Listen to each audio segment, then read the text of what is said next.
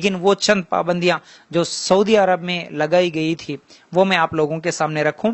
پہلی چیز تو یہ کہ ہر نماز کے لیے جب اذان ہوتی ہے تو صرف 15 منٹ پہلے مسجدوں کو کھولا جاتا تھا، پھر نماز کے بعد 10 منٹ مسجد کھلی رہتی تھی، اس کے بعد بند کر دیا جاتا۔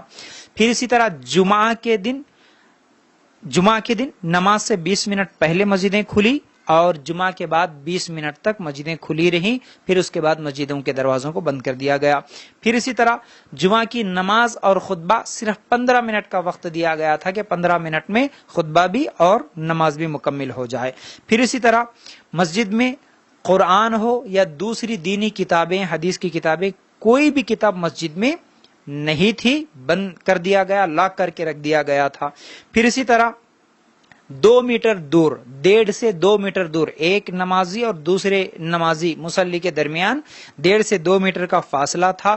پھر اسی طرح صفوں کو ایک صف چھوڑ کر دوسرا صف، پھر ایک صف چھوڑ کر دوسرا صف، اس طرح وہاں پر پابندی لگائی گئی تھی۔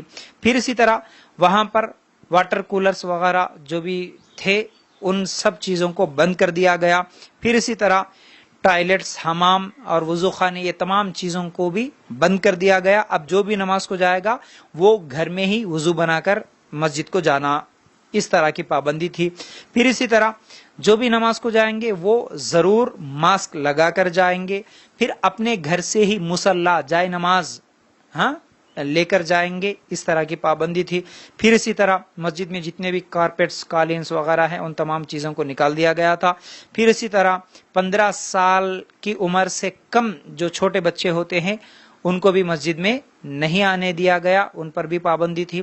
پھر اسی طرح بہت زیادہ جو بوڑھے یا بیمار لوگ ہیں ان لوگوں کو بھی مسجد میں آنے سے روک دیا گیا تھا۔ پھر اسی طرح وضو تو گھر پر ہی کر کے وہاں پر مسجد کو جانا، یہ تمام چند شرائط، چند پابندیوں کے ساتھ سعودی حکومت نے وہاں پر مسجدوں کو کھولا تھا۔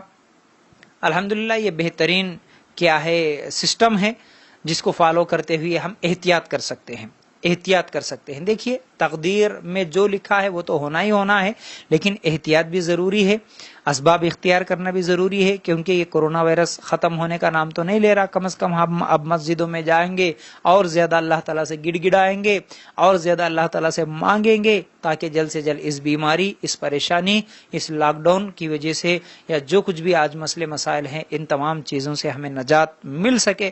اللہ تعالیٰ سے ہم دعا کرتے ہیں کہ اللہ ہمیں کہنے سننے سے زیادہ عمل کرنے کی توفیق عطا فرما۔ اللہ ہم سب کو تیری رحمت کے دروازے ہمیشہ ہمیشہ کے لیے کھول دے۔ اللہ ہم سب کو مسجدوں کو آباد کرنے والے بنا دے۔ ہر مسلمان کو 5 ٹائم کی نماز پابندی کے ساتھ پڑھنے کی توفیق عطا فرما۔